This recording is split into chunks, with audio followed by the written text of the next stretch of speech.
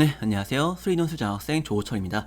이번에 2026학년도 수시 접수가 얼마 안 남았는데, 그래서 이제 제가 알고 있는 모든 수리논술에 대한 모든 것들을 정리하고, 이제 학부모님들이나 학생분들이 참고할 수 있게 수시 모집 요강, 그리고 더 중요한 거, 학교들이 문제 출제할 때 어떻게 했는지 출제 경향들 분석하는 것들 자료하고, 한 4, 5개년 정도 수리논술에서 그 입시 결과 어떻게 나왔는지 이런 것들을 정리한 자료들을 링크를 이제 만들어 드렸고요. 그래서 이제 그 참고하셔가지고, 이번에 이제 수리논술 지원하실 때 좀 정확하게 알고 지원해서 이제 합격을 이룰 수 있게 요 링크는 이제 제가 유튜브 이제 영상 하단에다가 링크 거드릴 테니까 참고하셔가지고 받으시면 될 거고, 일단 이제 이 영상에서는 이 공략집 어떻게 활용하시는지, 그리고 그 학생들 어머님들이 이 출제 경향하고 입시 결과 볼 때 어떻게 봐야 되는 건지 현명한 그 방법들 말씀드릴 거고, 이제 잠깐 수시논술 지원, 수리논술에서의 지원 전략 말씀드리고 마무리할게요. 일단 이제 요거는 이제 분량이 굉장히 많아가지고 한 400페이지 정도 되는데, 일단 보시면은 학교별로, 그러니까 전국에서 그러니까 한 캠퍼스별로 구분하시면은 수리논술 보는 데가 약수령 포함해가지고 45개 대학들이 되기 때문에 이제 물량이 상당해요. 그래서 이제 학교별로 참고하셔가지고 보시면 될 것 같습니다. 그래서 일단 이제 앞에 부분들은 이제 뭐 제 개인적인 소개, 뭐 아시는 분들 다 아실 테니까 잠깐 보시고 넘어가시면 될 것 같고, 이제 그리고 이제 요 입시 결과 그 약간 용어들이 좀 나와 있는데 그 용어 이제 어떻게 보시면 되는지 설명드라고요. 이제 그리고 이제 요 내용들은 제가 앞서서 올렸던 영상에 다 포함되어 있는 자료들이기 때문에 이제 설명 여기서는 안 하고 넘어갈게요. 이런 식으로 요번 수리논술 수시 접수 내용들이고, 우리 학교별로 이런 식으로 나와 있는데 학교별로 일단 수시 모집 요강에 있는 내용들 지금 발췌해가지고 정리를 했고요. 딱 필요한 부분들만 정리를 했습니다. 뭐 학교별 몇 명 뽑는지, 그리고 뭐 지원 자격, 수능 최저 학력 기준 이런 것들. 이제 그리고 뭐 전형 일정하고 뭐 사실 뭐 제출 서류하고 동점자 처리 기준은 뭐 거의 대부분 모든 학교들이 다 비슷하게 하고 크게 뭐 차이가 의미가 있는 것도 아니기 때문에 그냥 중요한 것들은 몇 명 뽑나, 최저 기준이 어떻게 되나 이런 것들하고 전형 일정 이런 것들이 되겠죠. 근데 그리고 중요한 거는 이제 이 학교들이 문제 출제할 때 최근에 어떤 출제 경향을 가지냐 이런 것들이 사실 중요하잖아요. 그래서 이런 것들은 정리를 해놨는데 뭐 어머님도 참고하긴 하셔야겠지만 제일 중요한 거는 학생이 보는 겁니다. 학생이 봐가지고 나 이런 문제들 잘 풀 줄 알아, 나 이런 문제들은 조금 피하고 싶어, 이런 것들이 이제 학생이 봐야 정확한 거기 때문에 학생들한테 꼭 보여주시고, 얘네가 이렇게 나오는데 여기 좀 써봐도 될 것 같냐 아니면은 뭐 안 될 것 같냐 한번 해보시고, 근데 내가 자신은 없는 거를 많이 출제한 학교긴 하지만 꼭 가고 싶어, 그럼 여기도 좀 많이 집중적으로 공부하시면 되겠죠. 이렇게 활용하시면 되겠습니다.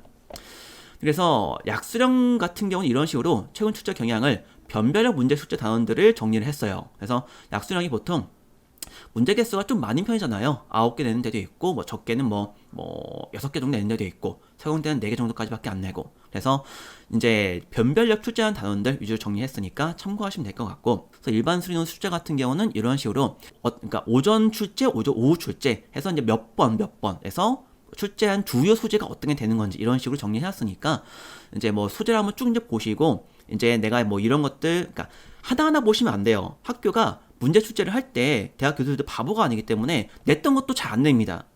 그래서 물론 학교에서 주로 출제하는 약간 경향성은 있기는 있는데, 이제 그런 것들은 보통 이제 뭐 약간 큰 범위에서 뭐 어느 학교가 미분 출제했다, 그럼 그 다음 학교에 미분은 아예 출제 안 할 건 아니잖아요. 그러니까 큰 틀에서는 이제 반복될 수는 있지만 올해 뭐 이제 미분에서 합성해서 미분을 냈다, 근데 그 다음 연도에 매개면서 미분을 냈다, 이런 식으로 바꿀 수는 있겠죠. 그래서 이제 학교들이 문제를 출제를 할 때 약간 바꿔서 출제하는 경향들이 있고, 특히 작년에 냈던 딱 꼬집어서 6월에 또 출제하는 건 별로 없어요. 왜 그래요? 교수들도 바보가 아니니까 우리 학교 지원하는 애들이 이거는 보고 오겠구나, 작년 기출 문제는 보고 오겠구나 할 거 아니야. 그래서 출제를 약간 조금 피하는 경향들이 있기 때문에 전체적으로 큰 그림 보셔야 됩니다. 다 보시고 25년도부터 22년도까지 싹 다 보시고, 이 정도 약간 큰 그림 그리셔가지고 이 정도 경향성이면은 괜찮을 것 같다를 보셔야 돼요. 그래서 이제 그렇게 보시면 될 것 같고, 이제 그리고 입시 결과, 여기 사실 얘기가 제일 중요하죠. 그래서 입시 결과를 보시면 이제 그리고 이건 있어요. 입시 결과가 학교에서 이제 공개하는 자료들을 바탕으로 제가 정리한 거기 때문에 여기 다 퍼져 있어요. 어디는 이제 제가 직접 그 설명 가가지고 이제 정리해가지고 갖고 온 것도 있고, 학교에 공개한 자료도 가지고 제가 정리한 것도 있고. 근데 기본적으로는 교과하고 학종은 무조건 다 결과를 공개를 해야 돼요. 그게 이제 법이에요. 그게 돼 있다 보니까 공개를 다 하는데 논술은 그렇지가 않습니다. 논술은 대학이 이건 공개할게, 이건 공개 안 할게 이렇게 달라진 거기 때문에 없는 데도 좀 있어요. 그래서 최대한 제가 다 공개된 것들을 싹 다 모은 거고 어지간한 국내에서 이제 공개된 자료는 다 갖고 있다가 자부하기 때문에 이제 좀 이제 보시면 될 것 같습니다. 그래서 이제 보실 때 주의할 게 있어요. 이게 교과나 학종과 다르고 논술은 상대평가이기 때문에 점수가 낮다? 오 쉽겠구나 이거 아니에요. 점수가 높다? 아 여기 어렵겠구나 이것도 아니에요. 잘 보셔야 돼요. 그거 지금 말씀드릴게요. 일단은 봅시다. 이게 가천대 작년 이제 출제 입시 결과입니다. 이제 보시면 그래서 뭐 모집 인원, 뭐 지원 인원, 경쟁률 이런 것들은 뭐 다 아실 내용들이고 학생부 등급해서 가천대가 작년에부터 그 논술 100%였어요. 내신 이제 반영 아예 안 하는데 이거 왜 한 거냐? 참고만 하시라고. 그리고 두 번째로는 우리 진짜 내신 안 본다. 이건 증명하려고 공개한 거예요. 그래서 어머님들이 이제 많이 좀 걱정하시는 게 얘네 안 본다고 해놓고 보는 거 아니냐. 절대 그럴 수가 없어요. 그거 이런 거 논술이든 모든 이제 전형은 교육부 이런 데서 다 감사합니다. 할 수밖에 없어요. 그래가지고 조금이라도 뭐 있잖아 학교 뒤집어져요. 그래서 이런 걸 만약에 적용 이제 안 한다고 했다가 적용하잖아요. 그러면은 그게 진짜 엄청 커지기 때문에 이제 그래서 얘네 공개한 거예요. 우리 진짜 반영 안 한다. 보시면 가천대가 내신 7등부터 붙었다. 우리 진짜 우리 진짜 반영 안 한다고 했으니까 진짜 반영 안 하는 거예요. 이런 식으로 보시면 되는 겁니다. 그래서 보시면은 뭐 가천대 내신 진짜 반영 안 하죠. 5등급도 붙고 7등급도 붙고 이제 가천대 이거밖에 안 되는 거 아니에요? 가천대 내신으로 가려면요 3등급 초반 나오셔야 돼요. 교과를 하실 거면은. 그건 여러분들 다 아실 것 같으니까 이제 자 짚고만 넘어가겠습니다. 진짜 반영 안 하죠 내신. 그래서 논술 점수 70% 90% 얘가 이제 중요한데 이제 보실 때 제가 어떤 학교들은 결과에다가 요 엑셀 칸에다가 이제 색을 칠한 데도 있고 색을 안 칠한 데도 있어요. 그래서 색을 칠한 데는 뭐냐면 학교가 요 학과들은 같은 시험 문제를 봤다라고 이제 공개를 했을 때를 칠한 겁니다. 그래서 이게 이제 경희대인데 이제 뭐 생활과학 대학하고 이과대학 같은 시험지를 본 거기 때문에 이제 그럼 난이도를 이제 조금 대충 가늠할 수가 있겠죠. 근데 이런 식으로 색칠을 안 한 것들은 공개를 안 했기 때문에 다 알 수가 없는 경우예요.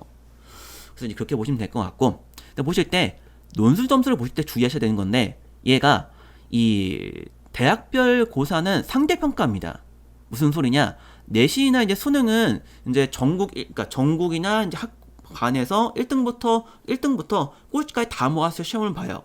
그래서 난이도가 이제 딱 이제 고르게 나오기 때문에 이제 내가 뭐 평소에 한 60 정도 나왔다. 그러면은 수능에서도 한 60 정도 나오면은 이제 그러니까 공부 열심히 한 거고 조금 더 올라가서 70점 나왔다. 그럼 진짜 열심히 한 거예요. 그리고 한 50점 나왔다. 그럼 공부 안 한 거겠죠. 근데 그거는 전국 1등부터 전교 1등부터 꼴찌까지 보는 시험이 그런 거고, 이 대학교 논술이라는 거는 봅시다. 가천대 지원하는 친구들 어떨까요? 3등급부터 9등까지 다 써요. 그럼 걔네들은 이제 그 시험 문제 만들 때 1등급, 2등급은 쉽게 풀 수 있는 문제들도 많이 있겠죠. 그렇죠? 근데 3등급부터 4, 5, 6, 7, 8, 9까지는 조금 풀기 어려운 문제 날 거란 말이야. 그러면 아이들이 문제를 볼 때 이제 이렇게 생각을 해야 돼요. 내가 이 문제 좀 어렵다. 나 떨어진 것 같아. 딴 놈들도 다 힘들어하고 있어요 지금. 그 시험 볼 때. 이런 게 상대평가예요. 제가 서강대 컴퓨터공학과 논술 장학생 붙었거든요. 근데 그때 맨 1학년 1학기 때 미적분학 때 그 논술점 시험 점수 어떻게 나온지 아세요? 100점 만점에 저 포함 다 해가지고 20점 나왔어요. 20점. 왜? 다들 반에서 1, 2등 한 애들 모인 거 아니야. 걔네들도 풀기 어려운 문제를 내니까. 난이도를 그렇게 조절을 합니다. 그래서 아이들이 다 전교 1, 2등이에요. 걔네들도 풀지 못하는 진짜 막 교수들도 풀기 어려운 문제를 내자. 이렇게 되는 거고, 아이들이 다 꼴찌들이에요. 반에서 공부 책을 잡은 적도 없고요. 다 7, 9등급 나오고요. 그러면은 한 6등급이면은 쉽게 풀 수 있는 문제 내자. 이렇게 되는 겁니다. 점수 볼 때 잘 보셔야 돼요. 그것만 좀 말씀드릴게요. 그래서 이제 점수를 볼 때 어떻게 봐야 되느냐? 반대입니다. 얘가 컷이 낮아. 보실게요. 봅시다. 의예과 작년부터 얘네 이제 논술을 했죠. 점수 몇 점이에요? 77점이네요. 150점 만점에 77. 근데 운동재활학과는 97점, 거의 100점이네요. 그럼 얘네가 의대 애들보다 공부 잘해요? 솔직히 그건 아니죠. 그러니까 이렇게 나이들을 보실 때 점수가 낮잖아요. 야, 얼마나 어렵게 냈으면. 그리고 보시면 점수가 높잖아요. 여기. 그럼 여기는 그럼 이제 여기 같은 경우는 문제를 조금 쉽게 냈나 보구나. 이렇게 생각하셔야 되는 겁니다. 이렇게 생각을 하셔야 되는 겁니다. 판단 기준이 달라져요. 사기평가라는 건 그런 거예요. 네, 이제 그러면 이제 점수를 이제 보고 이제 우리가 어떻게 써야 되냐, 이게 중요한 거잖아. 결과를 보고 어떻게 써야 되냐. 요거는 점수가 이런 식으로 낮다. 그러면 난이도가 방금 말씀드렸던 것처럼 높은 거죠. 그러면 어떤 애들한테 유리하느냐? 아이가 조금 성향이 꼼꼼하고 원리 원칙적으로 문제 푸는 친구들, 이런 친구들이 컷이 낮은 데 쓰는 게 좋아요. 왜? 다 못 풀거든. 무진장 어렵게 나와가지고 그러니까 문제들이 얘 같은 경우는 잠깐 봤을 때 거의 수능 30번, 22번 쌈 싸먹을 정도로 어렵게 나왔어요. 그거를 가지고 1시간 정도 내외를 풀려고 하니까 점수가 이 모양 입고 나온 거예요. 가천대 의예과 1등급 3개 나온 애들이 시험이라도 봅니다. 그런데도 이렇게 나왔어요. 150점 만점에 77점. 반타작 났죠? 그래서 이러면은 다 어렵기 때문에 부분 점수 노리시는 거예요. 다 풀 수가 없어. 그거는 한 10점짜리 문제에서 한 5점 풀 수 있는 끈기와 어려운 문제 맞닥뜨렸을 때도 내가 그래도 약간 조금이라도 할 수 있는 그런 이제 약간 내적인 강한, 그러니까 성격적으로 조금 꼼꼼하고 원리 원칙적인 친구들이 이런 컷이 낮은 학교에 강해요. 왜냐면은 다 못 풀거든. 조금이라도 쓰면 되는 거거든. 그러니까 그 조금도 의미가 있는 걸 써야 되는 거니까. 근데 그 의미 있는 거는 성격적으로 좀 꼼꼼하고 이런 친구들이 잘한다고. 어느 학교도 마찬가지입니다. 이제 그럼 반대로 컷이 높은, 약간 난이도가 쉬운 이런 것들은 이제 어느 학생들한테 맞느냐? 약간 조금 수학을 감은 좀 뛰어난데 설명하는 건 약간 좀 힘들어하는 친구들한테 좀 유리하겠죠. 이렇게 보시면 돼요. 컷이 낮다, 무진장 어렵다. 약간 꼼꼼하고 부분 점수 잘 노릴 수 있는 애들한테 잘 쓰고 조금 깔끔하게 쓰는 애들이 유리한 거고, 컷이 높다. 그 문제 자체가 약간 쉬운 거기 때문에 수학적 감각은 좋은데 쓰는 거 좀 힘들어하는 애들. 왜냐면 문제 자체가 쉽기 때문에 부분 점수에서 감점될 결이 좀 적어져요. 그런 친구들도. 그런 친구들한테 좀 유리합니다. 네, 일단은 이제 점수 보실 때 이런 것들이 있고, 그리고 이제 결과 보실 때 경쟁률 잘 보셔야 돼요. 보시면은 경쟁률 왜 이렇게 높아요? 어떻게 써요? 그냥 교과 쓸게요. 이런 분들 진짜 많으시거든요. 다 속으시는 거예요. 보겠습니다. 일단 세종대 결과를 좀 볼게요. 세종대가 이제 일반 수리 논술이고 최저가 2합 5 정도로 굉장히 조금 평범한 이제 최저를 갖고 있기 때문에 좀 이제 설명하기 좋습니다. 일단 보시면은 세종대 2024년도 결과고요. 보시면 2합 5입니다. 2등급 1개, 3등급 1개예요. 보시면은 경쟁률이 보통 이 정도가 평균인데, 이 수학통계학과 10명 뽑는데 24년도 10명 뽑았는데 309명 몰렸죠. 경쟁률은 30.90대 1. 근데 옆에 보니까 이상한 게 있네요. 뭐예요? 응시 최저 충족 인원. 이거 뭐냐면은 최저 등급을 맞췄고 시험 보러 시험장에 온 애들만 모은 겁니다. 그래서 얘네들을 모아가지고 실제 경쟁률을 만드는 게 실경쟁률이에요. 이게 13.1대 1이에요. 왜 반토막이 났어요? 이렇게 못 맞춰요, 최저를. 이거 진짜 보셔야 돼요. 이거 진짜 중요한 거예요. 최저를 왜 이렇게 못 맞추느냐? 첫 번째, 일반적인 인식 뭐예요? 논술 그걸 어떤데 그냥 지르고 보자.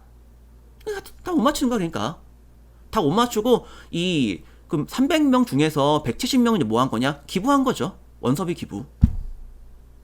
이래가지고 논술이 이제 로또한 얘기가 나오는 게 다 제대로 준비도 안 하고 이제 썼으니까. 그러니까 근데 쟤는 왜 붙었지? 쟤는 제대로 공부했으니까. 수학 등급 낮아도 제대로 공부했으니까 붙는 거거든. 그러니까 로또란 말이 나오는 거예요. 지들은 공부도 안 하고 최저도 맞출 생각도 없는데 질러 가서 떨어졌으니까 이제 말도 안 되는 소리 나오는 거고. 이거 진짜 중요합니다. 최저. 그래서 이 경쟁률은 다들 그 로또 들어보자 하고 쓰기 때문에 이렇게 못 맞추는 거고, 심지어는 이런 식으로 55대 1이었는데 20대로 팍 떨어진 경우 또 심심치 않게 있어요. 굉장히 참 말도 못하게 심합니다. 그래서 참 이거는 저는 이거 제대로 이제 결과를 옮겨 적은 건데, 이거는 이거 약간 뭔가 좀 오류가 있는 게 아닌가 싶은 정도도 있어요. 보시면은 45대 1이었던 거 AI 융합전자공학과였는데 얘가 26명 뽑는 거고 1177명 지원했는데 93명만 맞췄대. 4대1 나왔어요. 4대1. 근데 이런 경우가 빈번해요. 예전에 22년도에 중앙대 같은 경우는 그 경쟁률이 300대1 나왔거든요. 200대인지 300대인지. 근데 그게 최저가 좀 높았어요. 3합 5였나 3합 4였나. 사실 약대치고 높은 것도 아니었죠. 중앙대 약대니까. 근데 그게 최종 실제 경쟁이 몇 나왔냐? 3대1 나왔어요. 3대1. 약대가.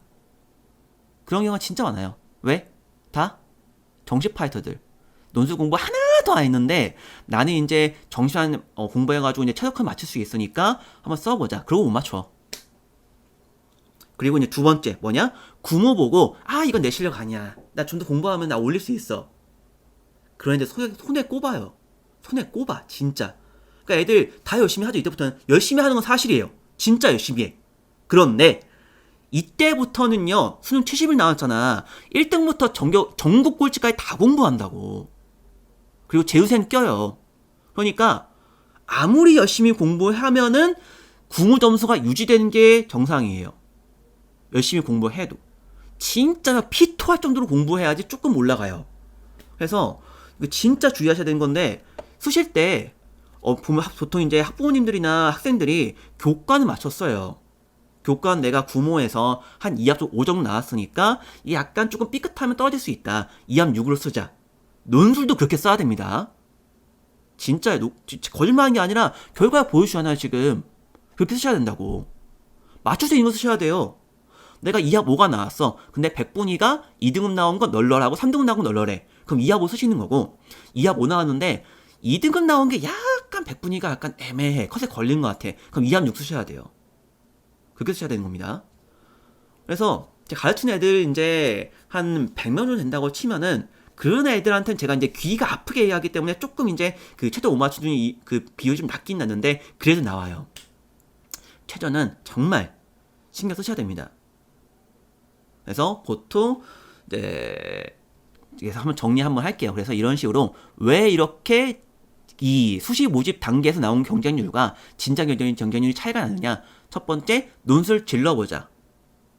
열심히 공부해서 최저도 내가 지금 2합 7밖에 안 나오는데 2합 5 맞추고 논술도 공부해가지고 이제 한번 맞춰보자. 그런 애들 중에서 잘 된 애들 진짜 손에 꼽아요. 이렇게 입만 앞세우는 애들 공부도 안 하면서 그런 애들 때문에 내려가는 거고, 두 번째, 얘들이 다 정시만 준비한 애들이 이 중에서 한 3분의 2입니다. 재수생들, N수생들. 일단 재수생들은 기본이 이제 정시 파이터들이거든요. 그게 맞는 얘기예요. 그게 맞는 얘기인데 문제는 정시하면서 수시를 썼을 거면은 논술을 쓸 거면은 준비를 좀 해야지. 안 한다고. 안 해요. 그래서 보시면은 지금 보시면은 예를 들게요. 53대 1 나왔지. 얘가 실경쟁률이 23대 1 나왔습니다. 그럼 요 학생들 중에서 보통 최저 잘 맞추는 친구들은 N수생들이에요. 세영 애들은 다 종합만 믿고 있거든. 학생부 종합만. 그래서 공부 잘 안 해요. 수능 준비. 그래서 요 대부분 3분의 2 정도는 정시 파이터들이면서 N수생들입니다. 그럼 걔네들은 논술 공부 안 해. 재수학원에서도 논술 수업은 제대로 듣는 애들이 없어요. 그나마 선택 과목이더만. 그걸 다 듣게 하는 게 아니라 이거 듣고 싶은 애들은 들으세요 한다고. 그러니까 약간 격이 좀 떨어지죠. 애들을 한타에도 그냥 정시 봐서 이제 가자 이런 얘기만 듣고 왔거든. 1년 동안. 그래서 제대로 공부도 안 해요. 그러니까 23대 1 나왔잖아. 요 중에서 한 3분의 2 정도, 그러니까 15명 15대 1 정도는 정시 파이터들이기 때문에 얘들은 이제 논술 시험장 갔어도 수능처럼 쓰고 떨어집니다. 그래서 친구들 진짜 많아요. 네. 제발 좀 나한테 안 배워도 되니까 쓸 거면 공부 좀 했으면 좋겠어요. 나한테 안 배워도 되니까. 집에서 혼자 독학해도 되니까 제발 좀 논술 문제라도 좀 보고 그 답안대로 쓰는 연습 좀 했으면 좋겠어요. 진짜. 그거 주의하셔야 됩니다. 그래서 이제 그런 것들 주의하시면 될 것 같고, 이제 그러면은 2합 오면은 그래도 좀 높은 편이니까 그래도 이제 요게 그 약수량은 좀 덜 하지 않을까요? 더 심해요. 진짜. 네, 한국 외대권 이제 볼게요. 한국 외대권은 이제 작년부터, 그러니까 24년도까지는 최저 등급이 없었는데 25년도 작년부터 가천대와 똑같이 한 개 3등급이 생겼습니다. 볼게요. 그래서 이제 보시면은 최저가 없었을 때는 이렇게 나와요. 최저가 없었을 때 24년도 같은 경우는 보시면은 경쟁률이 뭐 20대 1이었던 거 18대 1, 그리고 뭐 24대 1이었던 거 24대 1이었던 거 18대 1 이런 식으로 조금 줍니다. 이것도 이해 안 되시죠? 왜 안 가느냐? 수능 이거 보고 시험 봐요. 한국 외대 같은 경우는. 그러니까 수능 시험 보고 이제 첫 번째 경우는 수능을 잘 봐가지고 내가 여긴 정시로 봐도 되겠다. 정시로 봐도 얘보다 좋은 대학교 가겠다. 해서 이제 안 쓰는 거. 근데 이런 것도 별로 없습니다. 두 번째, 이게 가장 비중이 큰데 뭐냐? 포기한 거야. 수능 보고. 안 되겠구나. 내년을 기억하자. 시험장에 안 나타나요. 이런 애들이 진짜 많아요. 이런 애들이 요 대부분을 차지합니다. 근데 그래도 아까 이제 세종대 2하보 본 것보다는 조금 덜 떨어지죠. 근데 한계 3등급 있을 때 볼게요. 그것도 진짜 심해요. 보시면 일단 한국외대 같은 경우는 이제 맨 위쪽에 있는 거는 서울 캠퍼스예요. 얘는 이제 최저 등급부터 다릅니다. 2합 4고 그 밑에 쪽 같은 경우는 요 맨 위에 한 개 빼고 그 아래쪽은 한계 3등급 가천대가 똑같은데 한국외대면 그래도 이제 글로벌 캠퍼스가 그렇게 멀지도 않고 여기 이제 그래도 약간 그 이원화 캠퍼스에 가깝다 보니까 좀 이제 급이 좋은 같은 다 비슷한데 보시면 학과가 어딘지 중요하지 않고 보시면은 맨 위쪽만 빼고 보시면 됩니다. 그래서 얘가 그 경쟁률이 45대 1이었죠. 근데 실기 경쟁률은 15대 1이에요. 어이가 없죠. 3분의 1 토막 났어요. 3분의 1 토막. 45대 1이었던 게 15대 1로. 한계 3등급도 못 맞춰요. 왜 그러느냐? 약수량은 3부터 9까지 씁니다. 3부터 9까지 쓴다고. 9등급까지 쓴다고. 그러니까 다 몰려요, 얘네들이. 그러면 그 친구들, 그러니까 한 그래도 이제 수학 한 3, 4등급 나온 애들 빼고 한 이제 5 밑에 애들은 한계 3등급 이건 진짜 공부 잘한 거다. 이런 수준이거든.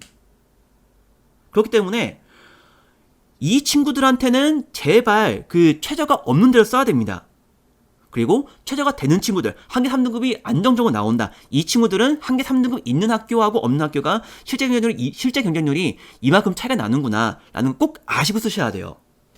그래서 요새는 약수형도 최저 이제 아예 없는 학교가 많기 때문에 꼭 요 최저를 맞출 수 있는 학교들을 써주세요. 제발 좀. 제가 그런 학생들은 매년 진짜 너무 많이 받아요. 너무 많이 봐요. 좀 안타까워요. 저도 이제 우리 나라에서 이제 한국에서 이제 공부하고 논술 공부 이제 독학을 했는데 저는 열심히 해가지고 이제 잘 갔는데 너무 이제 준비도 안 하고 대충 지르고 와가지고 그냥 1년 날리는 애들이 너무 많기 때문에 너무 안타깝습니다. 제발 좀 이제 제대로 좀 알아보고 잘 지원해가지고 내가 이제 할 수 있는 대학들을 현실적으로 갈 수 있는 대학들을 지원해서 붙자. 이 생각으로 이제 이 영상을 만든 거기 때문에 제발 그렇게 해주셨으면 좋겠어요. 보시면 28대 1이었는데 30대 1이었는데 7대 1 4분의 1 토막 74, 28이잖아. 74, 28이잖아. 이렇게 나온 데도 있다고. 그러니까 잘 좀 보고 꼼꼼히 보고 지원해주시길 바라겠습니다. 이제 그래서 제가 이제 이런 것들 본 거고, 그리고 다른 부분에서는 이제 볼 게 뭐냐.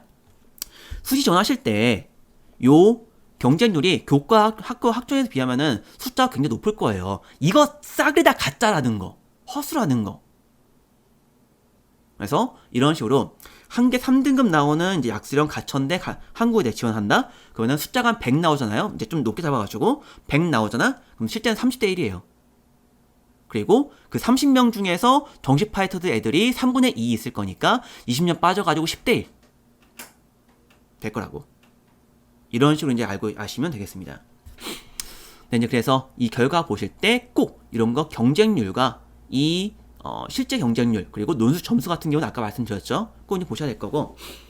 이제 그래서 이런 식으로 이제 보시고 이제 그 약간 조금 예외적인 것들을 좀 설명을 좀 드릴게요. 예외라기보다는 좀 특별한 것들 설명을 좀 드릴 건데 학교들 좀 보시면은 학교들이 일부 학교들은 약간 이제 최저 점수가 있는 경우도 있거든요. 그래서 이제 그게 이제 동국대 같은 경우가 이제 대표적인 최저 점수가 기본 점수가 있는 학교인데 보시면은 논술에서 최고점 700점 하는데 기본 점수 350점을 줍니다. 이거 좀 약간 이상한 거 아닌가요? 근데 교과도 200점 만점에 100점을 줘요. 추리교도 100점 만점에 50점을 주는 거고. 그러니까 1000점 만점에 500점은 기본 점수 주고 나머지 500점이 실질 점수가 되는 거죠. 이 학교들이 많진 않은데 일부 있습니다. 점수 결과 보실 때 좀 주의하셔야 된다. 이런 얘기인 거지. 그래서 이제 24년도 결과를 볼게요.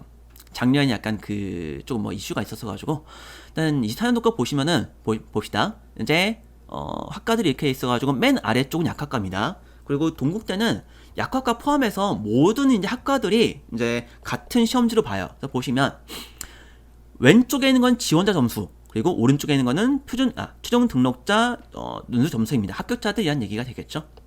그럼 볼게요. 이제 최저 점수가 50점 내외로 나옵니다. 50점, 52점, 50 이런 식으로 나오기 때문에 그냥 50점은 기본 점수구나 생각하시면 되는 거고. 그래서 이제 논술은 제가 많이 말씀드리는 게 합격 컷이 보통 100점 만점에 일반적인 학교면은 60점, 70점 정도가 합격 컷이다 말씀드려요. 이게 일반적인 난이도입니다. 그래서 이런 거 볼 때는 어떻게 해야 되는 거죠? 그러면 얘가 합격자 평균이 80점 정도 나오게 되는 건데, 한 80점 정도면은 50점 빼 30점이죠? 50점 만점에 30점이니까 대충 60점 나오게 되는 거죠. 이게 기본이에요.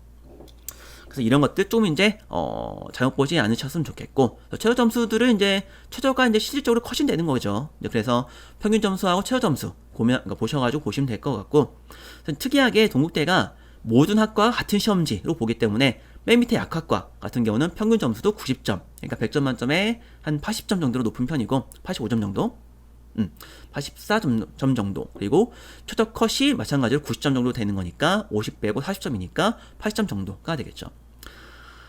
그래서 이제 약간 좀 놀라운 거는 논술에서 이제 논술의 수능과 다르다라는 걸 이제 보여준 게 이제 이건데, 보면은 같은 시험지 본 거잖아요. 약학과는 동국대가 3합 4예요. 최저 등급이. 그러니까 1등급 2개, 2등급 1개. 근데 수학과는 2합 5이기 때문에 2등급 1개, 3등급 1개입니다. 근데도 보시면 지원자의 논술 점수가 이상해요. 약학과가 평균 점수가 73점. 근데 수학과가 73.45. 살짝이지만 높죠. 이게 뭘 얘기하는 거냐? 정시 파이터들잖아요. 약학과 쓰는 애들 공부 이렇게 안 해요. 논술 공부 이렇게 안 해요. 수학과보다 못해요. 논술 보니까 3합 4 나온 애들이 2합 5 나온 애들보다도 평균 점수가 떨어진다고. 물론 그 중에서는 이제 그냥 문제 보고 손 놔버린 애들도 있겠죠. 그런데도 다 모아 보니까 이렇게 차이가 난다고. 그리고 두 번째 중요한 건 뭐냐? 논술이 수능과 방법이 다르다라는 거. 문제 푸는 방법도 달라야 되는 거. 물론 교과서적으로 푸시면 되는 건데, 이런 식으로 다르기 때문에 수능이 아무리 잘 나와봤자 논술하고 약간 비례는 하지. 근데 수능 잘 나온다고 해서 논술 잘 붙는다? 그건 아닙니다. 제발 공부를 하셔야 돼요. 공부하실 시간이 많이 없으시면은 일주일에 3시간 정도만 해도 충분합니다. 꾸준히 하시면 돼요. 그래서 문장은 풀어보고 제대로 나와 있는 답지 한번 보시고, 아니면 제대로 가서 설명하는 강사의 해설을 들어보시고. 그래서 논술은 수능과 집중적으로 봐야 되는 부분이 완전 다르기 때문에 이런 결과가 나오는 겁니다. 이거 꼭 참고하시면 좋겠습니다. 네, 이제 그리고 이제 일부 학교들 같은 경우는 이제 연세대가 대표적인데, 연세대 거 이제 그 결과를 보시면은 공개를 한 해도 있고 하지 않은 해도 있다 보니까 이제 좀 자료가 부족하긴 해요. 그러다 보니까 조금 이제 참고만 하시면 될 거고.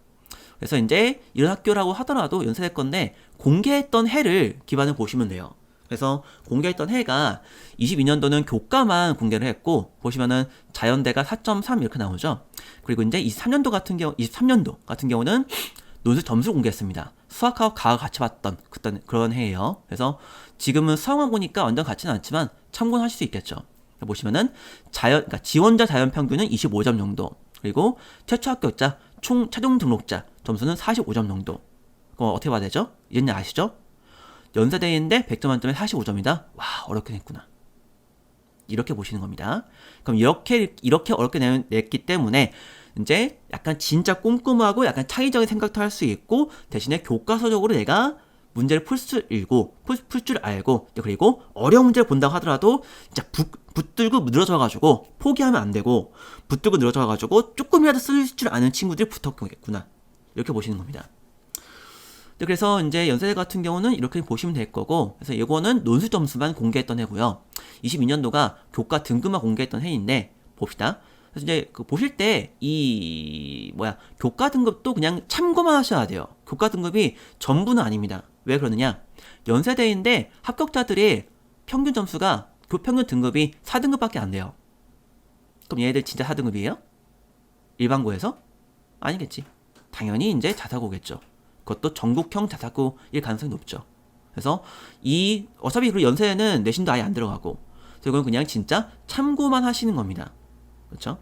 의체학도 3.65 이렇게 이런 식으로 나왔으니까 진짜 내신 진짜 한 개도 안 본다고 하면 진짜 한 개도 안 본다 라고 보셔야 되는 거고, 네, 그리고 이 내신 등급에서는 약간 자사고도 섞여 들어가 있겠구나 라고 생각해 주시면 되겠습니다.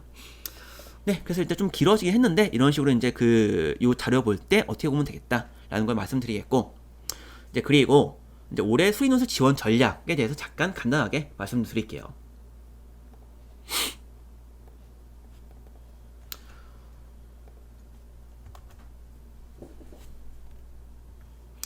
그래서 보시면은 이제 지금까지 논술 준비를 한 번도 안 하셨던 이제 분들을 위해서 만든 자료입니다. 그래서 지금까지 논술을 좀 공부하셨으면은 이제 약간 내가 어느 정도 풀 수 있겠다 이제 감도 잡혔을 거고, 학원에서 공부하셨으면은 이제 그 담당 강사가 당연히 이제 그 상담을 하셨을 테니까 이제 그건 넘어가고, 지금까지 내가 정식 파이터만 공부했다, 정식 파이터였다 이런 친구들은 참고하시면 돼요. 그래서 이런 식으로 모의고사 기준으로 수학 1등급이고 미적분 선택이고, 그리고 내신으로 내가 확통기하를 한 번이라도 했다 기준입니다. 제대로 공부했다가 아니에요. 한 번이라도 내가 알기는 안다. 왜냐하면 출제할 때 점수들을, 그러니까 문제들을 한 모의고사 따지면은 한 쉬운 4점 정도, 어려운 3점 정도의 난이도 내요. 그리고 시간 또한 10분, 20분 충분히 주고, 이 학교들이 요구하는 거는 확통기하를 수능처럼 열심히 공부했다가 아니에요. 어차피 다 안 그러거든. 그래서 미적분 열심히 공부를 해야 됩니다. 왜냐? 기하 선택자, 확통 선택자가 별로 없으니까.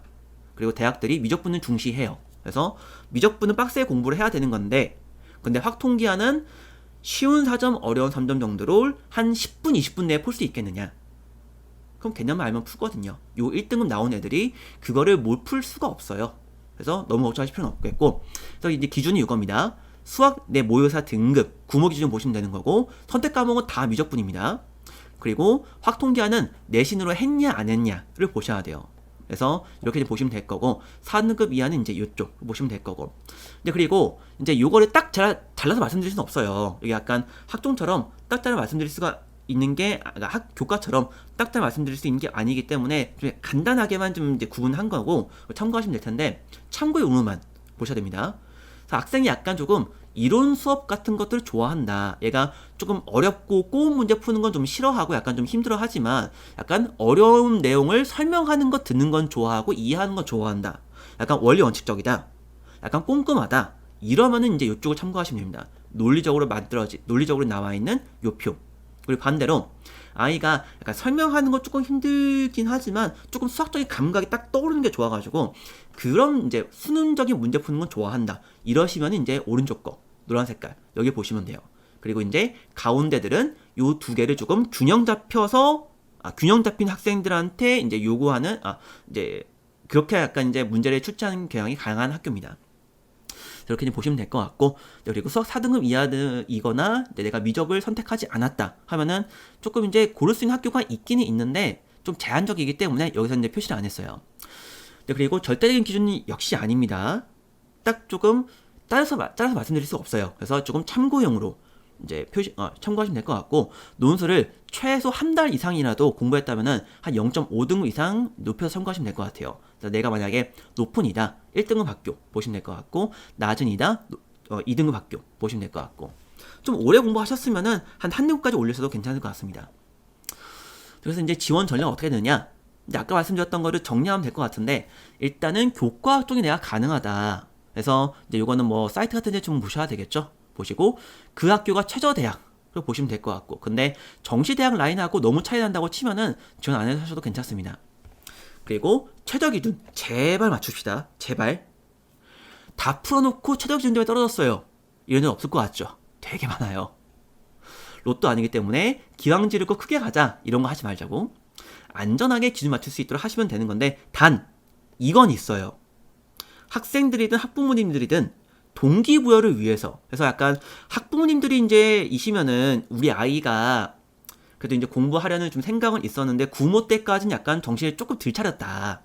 그래가 구모 보니까 진짜 정신 차려가지고 진짜 열심히 할 것 같다. 그러면은 한 개 정도는 괜찮거든요. 한 개 정도만. 그래서 4개 이상 쓴다고 치면은 그 중에서 한 개 정도만, 얘가 약간 간당간당 이합 6이 나왔다. 이합5 딱 한 개만. 맞출 가능성이 거의 없다까지는 아니고 조금 적긴 하는데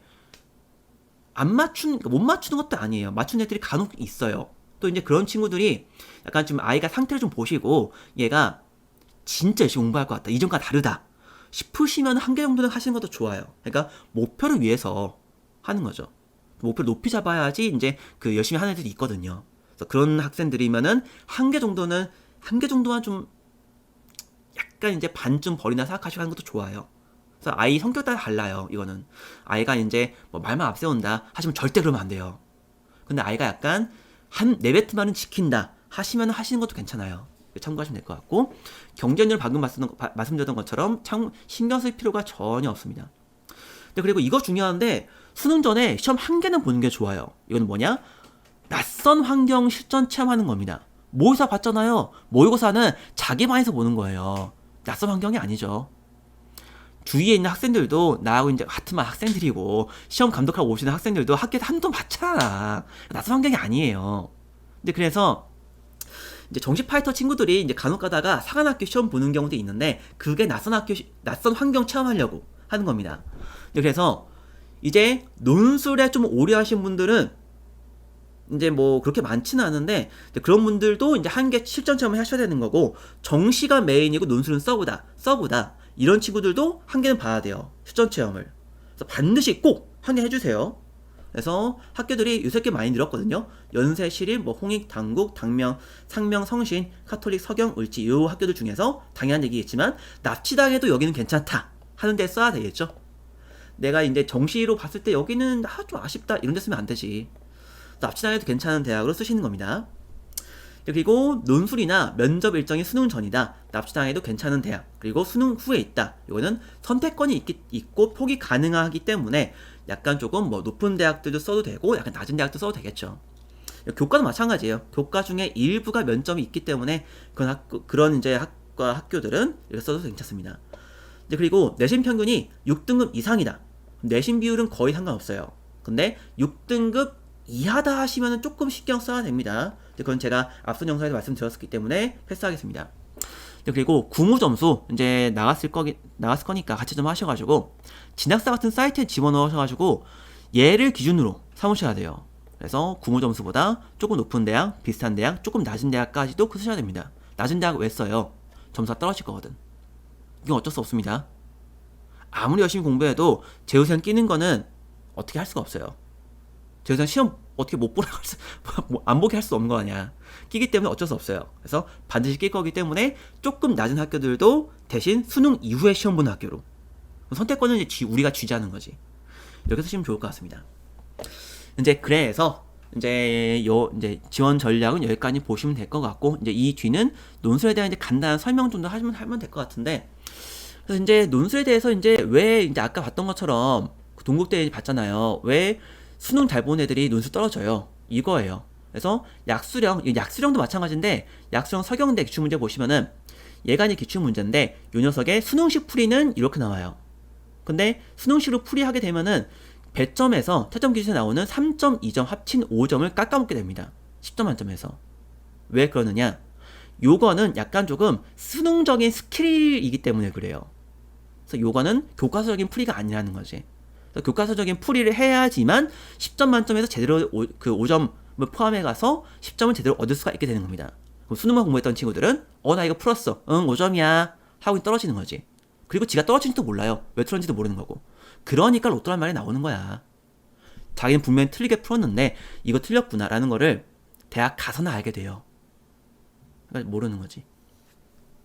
그래서 논술 공부를 한 친구들이 붙는 이유가 있다. 수능 안 나와도. 그리고 약수령만 그러느냐? 당연히 아닙니다. 그래서 보시면 이거는 이제 부산대에서 나왔던 기출 문제인데 보시면은 얘가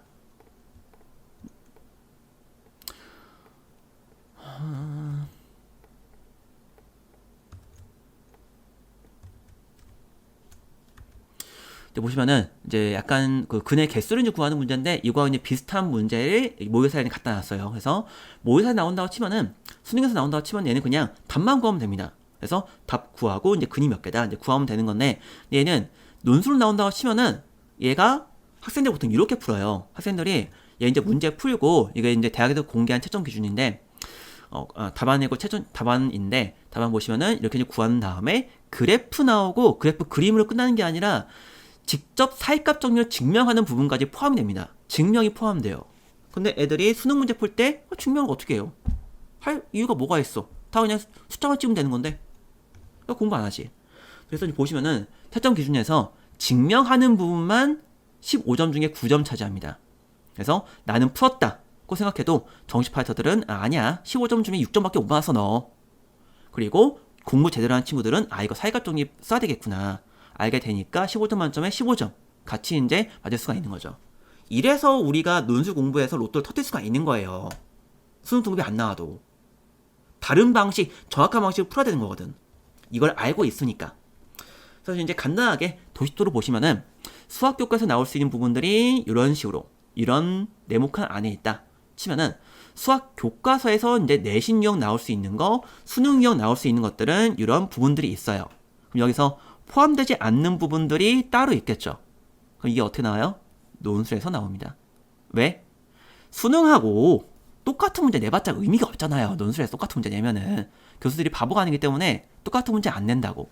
그래서 논술에서 주관식이니까 서술형이니까 물어볼 수 있는 문제를 내고 여기서 이제 당락이 결정되게 되는 거지. 근데 그래서 수학 교과서에서 내가 공부 열심히 안 했던 방식, 안 했던 부분들을 열심히 공부하시면 논술을 붙을 수가 있는 거죠. 근데 그래서 이제 비중도 문제인데 비중이 이제 수능에서는 그 수 원투가 중요해요. 수능에서는. 왜냐면 여기가 76점이니까. 근데 아까도 말씀드렸죠. 수능에 나왔던 문제 또 낼 필요가 없다고 논술에서는. 그래서 논술에서는 위적분에서 비중이 제일 큽니다. 그래서 확통기하가 있는 학교면은 얘들 비중은 한 15% 정도. 그러니까 확통기하가 안 나오면 이게 빼면 되는 거고. 이제 한 수원2에서 한 25 정도. 미적분에서 한 50 정도. 50은 좀 그렇고 한 60 정도. 그 고1 내용에서 한 15점 정도 나온다고 생각하시면 됩니다. 고1 내용도 학생들이 잘 공부 안 하기 때문에 이것도 좀 같이 공부해야 한다는 거 기억하시면 될 것 같아요. 그래서 이제 올해 같은 경우는 제가 이제 이런 식으로 이제 평촌에서만 이제 강의를 할 것 같아요. 올해 같은 경우는 내년은 모르겠는데, 그래서 올해는 이제 평촌 이한 뭐 국어, 수학, 논술 다 하는데, 그래서 이제 수업을 이제 진행하고 있고, 이제 수업 시간편이 이렇게 되고 있습니다. 그리고 이제 학교별 파이널 강의 같은 경우는 이제 학교별 시험 1, 2주 전 따로 열릴 거니까 참고하시면 될 것 같고요. 네, 이런 식으로 이제 보시면 될 것 같습니다. 그래서 이제 요 강의 보고 이제 요 영상 보고 이제 논술 이제 지원하시는 친구들은 제발 딱 현명하게 지원해가지고 제대로 내가 현실적으로 지원 가능하고 최저 맞출 수 있고 나한테 맞는 학교들 잘 지원하셔가지고 합격의 길로 가실 수 있도록 하면 좋을 것 같습니다. 네, 다음에 또 뵙도록 할게요. 감사합니다.